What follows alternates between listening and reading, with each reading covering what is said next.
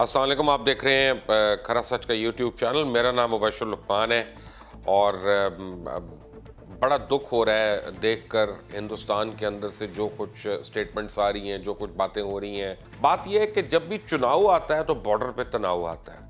ये एक अजीब फनी एलिमेंट है। समझौता एक्सप्रेस ले लें, कर्नल प्रोहित का ले लें, आप अजमल कसाब का वाक़या ले लें, मुंबई अटैक्स ले लें।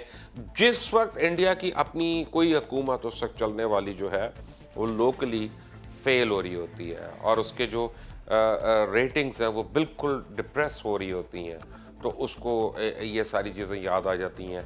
और पहले एकदम से ये जो बॉलीवुड के एक्टर्स और एक्ट्रेसेस और सिंगर्स हैं, ये एकदम उठ के जो प्रो इंडिया बातें करते हैं या एंटी मुस्लिम हेट की बातें करते हैं, वो इसलिए नहीं करते कि ये इंडियंस हैं, वो इसलिए नहीं करते कि वो बहुत अपना पेट्रियाटिक है, वो इसलिए करते हैं कि उनकी जगह ही नहीं बनती। जब फवाद खान जाता है वहाँ पे, जब आतिफ असलम जाता है, जब राहत फ़तेह अली खान जाता है, जब मायरा खान जाती है वहाँ पे, जब हमारे दीगर स्टार्स वहाँ पे जाते हैं या सिंगर्स जाते हैं, तो इंडियंस के अपने सुपरस्टार्स जो हैं वो ज़ीरो हो जाते हैं, उनकी कोई हैसियत नहीं रहती है।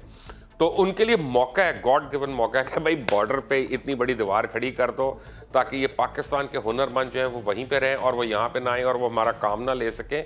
इससे ज़्यादा इनकी इनसिक्योरिटी नहीं है। हम दुश्मनी को नहीं फ़रोग़ देते, हम किसी से लड़ाई नहीं करना चाहते, हम किसी से जंग नहीं करना चाहते। But let this be clear कि अगर अब तुमने जंग की, पाकिस्तान की 22 करोड़ अवाम तुमसे जंग करेगी और फिर तुम्हें बहुत बुरा सबक मिलेगा।